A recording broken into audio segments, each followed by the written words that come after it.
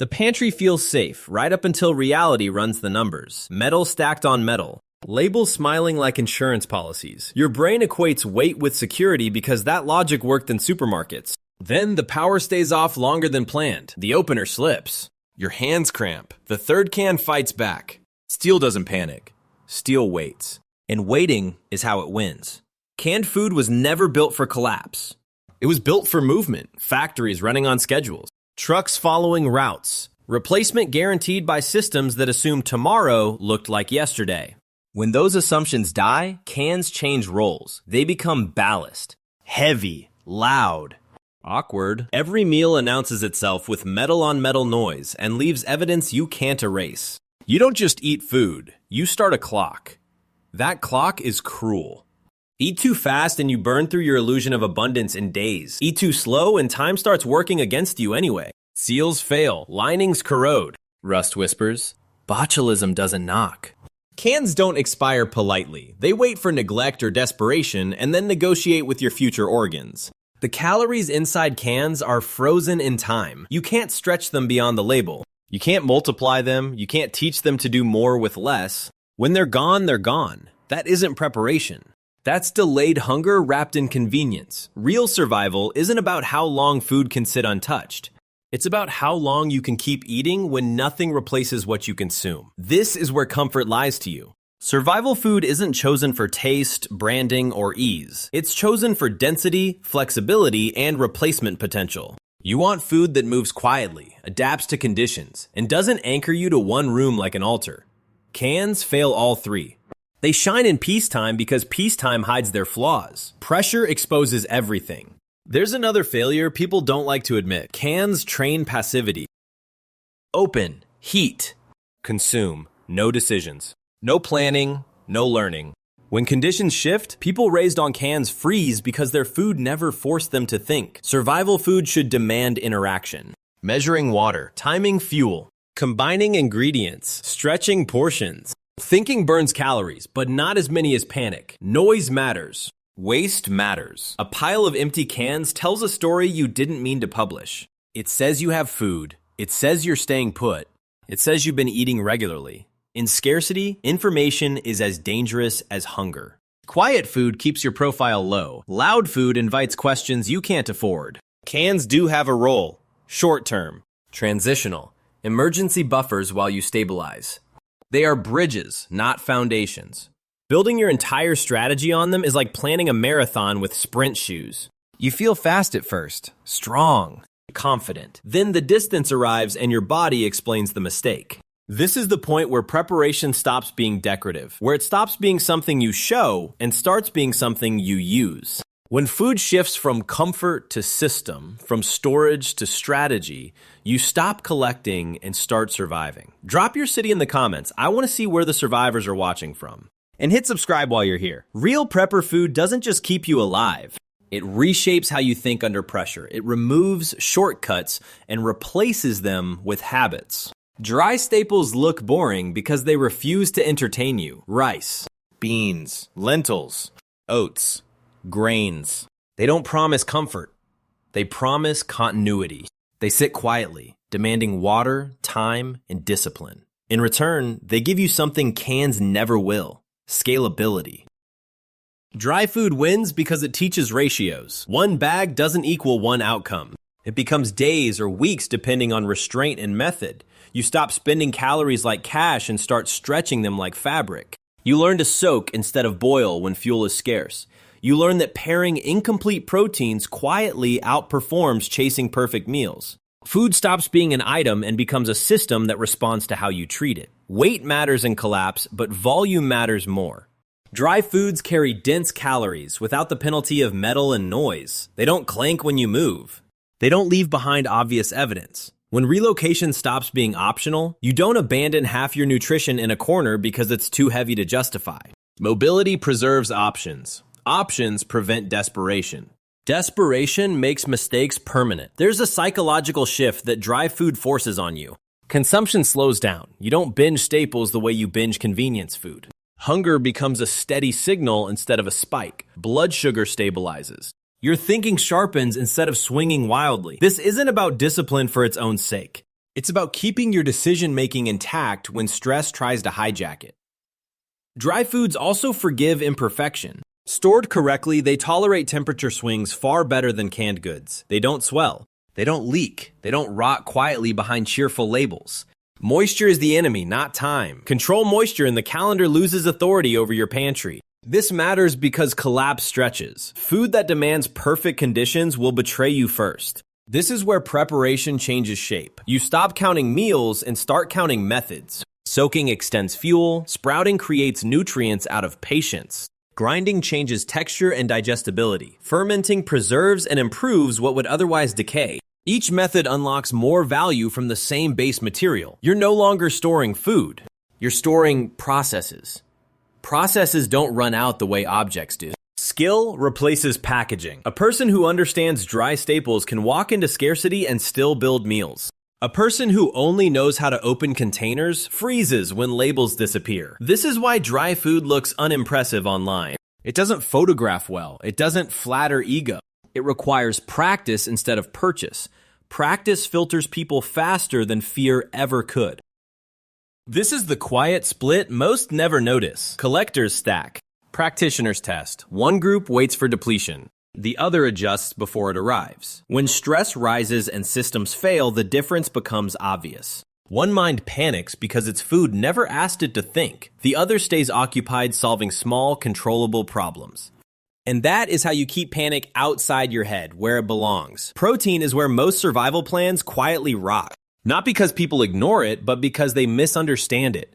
Meat teaches dependency. It teaches you that cold will always be there to save you. Freezers teach arrogance, the belief that systems exist to protect your timing.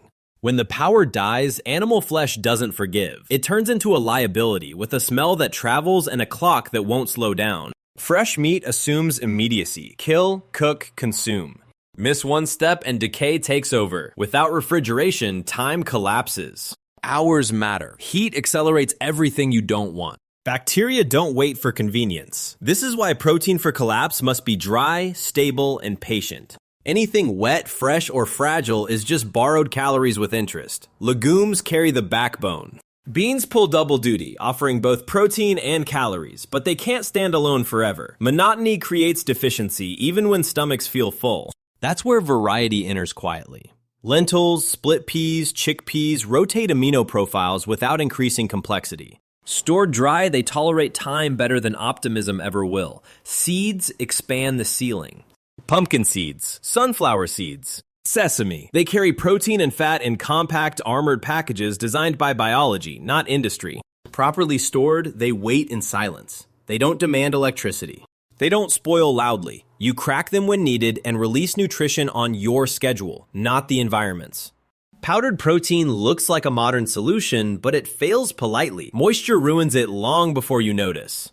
Containers lie. Labels promise years while reality counts weeks after opening. It has a place as a supplement, but never as a foundation. Foundations must tolerate mistakes. Powder punishes them. Insects solve protein, honestly, and that honesty makes people uncomfortable. Dried insects store efficiently, cook quickly, and convert feed into protein better than any livestock you can manage without infrastructure.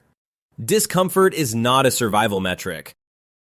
It's a cultural habit. Long collapsed societies adapt to this early because reality forces the lesson. Protein doesn't care about pride. Fermentation shifts protein from static to living. Tempeh, fermented legumes. Simple setups, low energy demand. Bacteria become workers that preserve food, improve digestion, and stabilize nutrition while you sleep. Treated correctly, they extend shelf life and unlock nutrients. Treated poorly, they become enemies. Respect determines outcome. The real goal isn't taste. It's continuity. You want protein sources that don't force immediate consumption and don't punish delay. Stability beats flavor. Consistency beats novelty. Under collapse conditions, the body doesn't crave variety. It demands repair. Muscle, immune function, recovery. Protein that arrives reliably wins. By now, the pattern should be obvious. The best prepper foods aren't impressive. They don't photograph well. They don't signal wealth or readiness. They repeat. They endure. They wait for hands that know what to do with them. Long after freezers melt and cans become dead weight, these foods keep doing their job. And that job is keeping you functional when everything else quits. Most people prepare calories and stop there. They count bags, buckets, labels. They forget fat. That mistake doesn't kill loudly or quickly. It drains you in the background, thinning your endurance day by day until every movement feels heavier than it should. Fat isn't comfort food. It's metabolic authority. Without it, your body burns hot and empty, like an engine revving with no fuel line attached. Carbohydrates get you moving, but only briefly. Protein repairs what breaks. Fat decides how long you can keep going without unraveling. It stabilizes hormones, smooths blood sugar, anchors mood, and stretches meals beyond their neat paper math. When fat disappears, hunger stops negotiating and turns feral. Judgment follows it off a cliff, and small problems start looking like emergencies. The first trap is oil. Liquid oils promise efficiency and fail quietly. They oxidize long before you smell it. They leak when you move. They go rancid while pretending everything is fine. Clear bottles are lies. Light accelerates decay. Heat finishes the job. If your entire fat strategy lives in plastic jugs, you're on a clock you can't hear ticking. Stable fats survive because they respect time. Ghee, tallow, properly rendered lard sealed from air. Coconut oil where climate allows. These fats tolerate temperature swings, darkness, neglect. They don't demand refrigeration. They don't collapse when power stays gone. They behave like resources instead of products, which is exactly what you need when systems vanish. Seeds and nuts carry fat the way nature intended. Protected, armored, patient, pumpkin seeds, sunflower seeds, sesame. Peanuts where storage is controlled. Kept dry and dark, they wait without degrading themselves. You grind them when needed, releasing fat on your terms instead of the environment's. That control matters more than volume ever will. Fat changes cooking math immediately. A small amount turns grain into food instead of filler. It increases calorie density without increasing bulk. When movement matters, dense nutrition beats full stomachs every time. You eat less, carry less, and go farther. That isn't dieting or minimalism. It's survival efficiency under constraint. There's also a mental shift fat brings that most people miss. Without it, morale erodes fast. Irritation climbs. Sleep fractures. Decision-making gets sloppy. With adequate fat, the body calms down. Energy smooths out. Stress stops hijacking thought. This isn't psychology. It's chemistry playing by rules that don't care about your opinions. This is where many preppers get uncomfortable. Fat isn't flashy. It doesn't come in tactical packaging. It doesn't photograph well or feel exciting to buy. But without it, every other food choice underperforms. Beans feel hollow. Grains feel endless. Protein repairs less efficiently. The body doesn't care about trends or aesthetic. It cares about metabolic balance. Ignoring fat turns your pantry into a slow betrayal. Everything looks fine until function starts dropping for no obvious reason. Including fat properly stabilizes the entire system. Hunger stays manageable. Movement stays controlled. Thinking stays sharp. Under pressure, that stability is the difference between reacting and deciding. This isn't about indulgence. It's about longevity. Fat doesn't make survival comfortable. It makes it sustainable. And sustainability is what separates people who last from people who just delay the inevitable. Cans end. Bags end. Buckets end. Even the best sealed storage eventually reaches a number you can't argue with. The smartest food never reaches zero. That's the line most people miss. Prepping isn't about how long something lasts untouched. It's about whether it can become more of itself. If your food supply can't regenerate, you're not surviving. You're just stretching a countdown with better packaging. Seeds change everything when you stop treating them like gardening fantasies. They're systems, not dreams. Dry grains that sprout. Legumes that multiply. Calories that remember how to return. Under the right conditions, even a cup becomes production. You don't need acres or sunshine speeches. You need continuity, a window, a balcony, a corner no one is watching. Biology doesn't care how impressive the setup looks. Sprouting alone flips the equation. Storage turns into output in days, not months. Water replaces soil. Light becomes optional. Vitamins increase. Digestibility improves. Calories stay efficient. This isn't farming. It's controlled biology under constraint.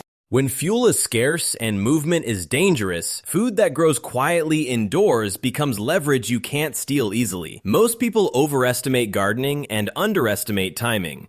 They picture rows and seasons and forget the transition phase kills first. Full gardens come later. if ever. Early survival favors microproduction, sprouts. Greens, fast cycles. You're not feeding a family yet. You're preventing deficiency, weakness, and decision fatigue. That matters more than bulk when the world is still unstable. Seeds also store knowledge. You learn timing, moisture, failure patterns. You stop guessing and start observing. This feedback loop matters. Food that responds teaches you faster than food that just disappears. Each cycle tightens your control. Control reduces stress. Stress burns calories. Everything is connected whether you acknowledge it or not. Fermentation overlaps naturally with regeneration. It preserves what grows. It stretches yields without demanding energy. It stabilizes digestion and smooths nutrition. More importantly, it creates predictability. Predictability calms the nervous system. Calm decisions beat rushed ones every time. When your food behaves consistently, your mind follows. Reproductive food changes how you think. Meals stop being endpoints. They become phases. You stop counting days and start tracking cycles. Cycles survive collapse better than piles. When theft happens, when relocation is forced, when loss is inevitable, systems recover faster than stockpiles. You don't panic because you know what comes next. This is where real preparation splits from hoarding. Hoarders guard objects. Preppers manage processes. One watches supplies shrink and hopes nothing interrupts them. The other watches systems continue even after interruption. Loss still hurts, but it doesn't end the story. Continuity absorbs damage. In a long collapse, victory isn't abundance, it's continuation. Food that reproduces keeps you thinking forward instead of backward. While others measure what they have left, you measure what comes next. And that difference decides who adapts and who quietly runs out. By now, the pattern should be unmistakable. The foods that keep you alive the longest are the ones nobody notices. They don't clank when you move. They don't leak smells into hallways. They don't force you to act immediately just because you open them. Quiet food doesn't rush you. It waits, and that patience transfers to you. Cans fail because they are loud, finite, and frozen in purpose. They demand tools. They create waste. They lock you into single-use decisions. Real prep food behaves differently. It bends. It regenerates. It looks boring because boredom is a feature, not a flaw. It forces you to slow down, measure, think. That slowness isn't hesitation. It's control under pressure. Your objective was never to eat well. That idea belongs to stable societies. The real objective is continuity. To keep eating without spikes, without rituals that expose you, without burning fuel every time your stomach speaks. Food that demands constant heat, constant noise, or constant attention betrays you when conditions tighten. Quiet food also keeps your profile low. No metallic echoes. No trash piles broadcasting habits. No smells telling stories about timing and quantity. In scarcity, information kills. The less your food says about you, the safer you remain. Silence is protection, and your pantry should understand that. Look at a real prep pantry and it won't impress anyone. Buckets, bags, seeds, jars, notes. It looks unfinished, even messy. That's because it's not a display. It's a workspace. Most people avoid this because it looks like effort instead of insurance, but effort is the filter.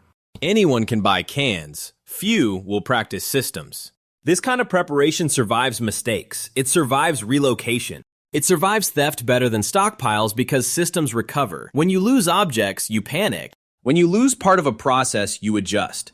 That difference matters when loss becomes routine instead of rare. Collapse doesn't reward confidence. It rewards continuation. When comfort evaporates, when stress rises, when small errors start stacking, only systems that function under abuse remain useful. Food sits at the base of everything. Weak food strategy poisons every other decision. Strong food systems stabilize the mind first. Any plan that requires perfect conditions will fail the moment reality interferes. Any pantry that depends on factories, trucks, labels, or silence will turn on you when noise takes over. Real prep food assumes disruption. It assumes movement. It assumes compromise. It's designed to work badly and still function. The quiet rule is simple and unforgiving. If your food forces urgency, it controls you. If it allows patience, you control the situation. While others are still opening cans and wondering why the future feels so heavy, you're already inside a system that doesn't ask for reassurance. It assumes normal won't return. And that assumption is what keeps you eating tomorrow, when everyone else finally understands what quiet really means.